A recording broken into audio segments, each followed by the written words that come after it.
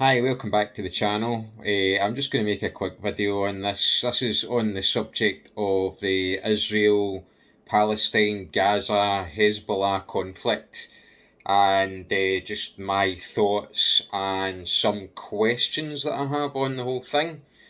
I've made some notes. I'll try and keep it brief, but it's more leaves me with more questions than answers, really. So, first of all, I don't think that either side should be our concern. I live in the UK and Scotland. These countries are both Middle East, Israel, Palestine, Hezbollah, whatever. Um, Thousands of miles away. I don't see any sort of positive interest in getting involved in this. I don't have a dog in the fight. I don't think our country does. I don't see anything positive to be gained by this by just blindly supporting Israel. I just don't.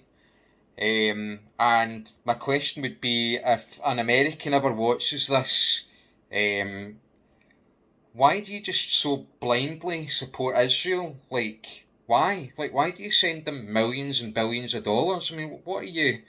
What do you gain? What do you gain from it? What do you gain from it?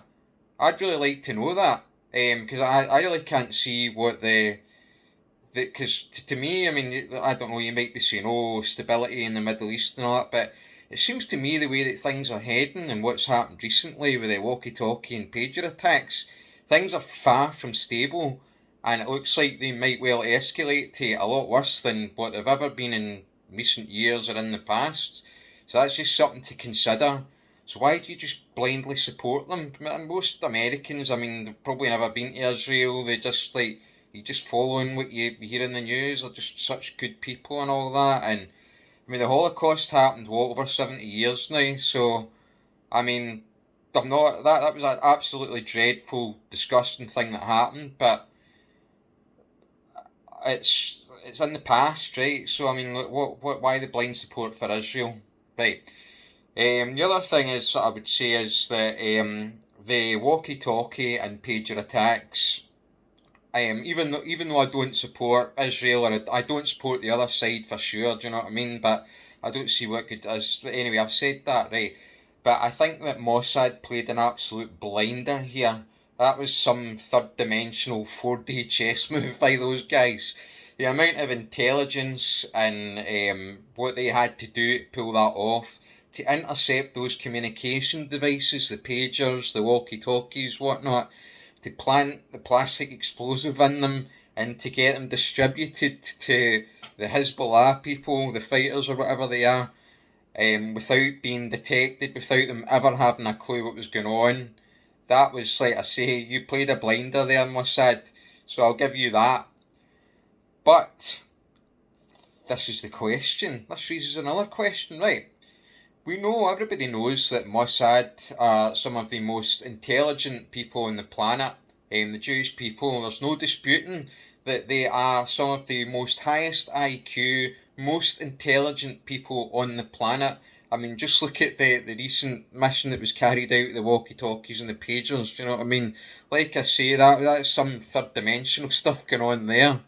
The amount of like intelligence and thought and whatnot that's went into that. So my other question is, if you guys are so intelligent and you guys are able to pull that off, how did you guys not know about the original attack that took place in the first place? I mean, really seriously, you've got to ask yourself, you've got to question how that actually managed to go ahead. Like Israel has got some of the most sophisticated defence mechanisms protecting their country. The Mossad, no, they've got technology that you wouldn't even be able to dream of. Such an intelligent group of people, and yet we're supposed to believe that you guys didn't see that coming. That just is a bit fishy for me, so I don't know what's going on there. That just raises a question for me. Is there something else?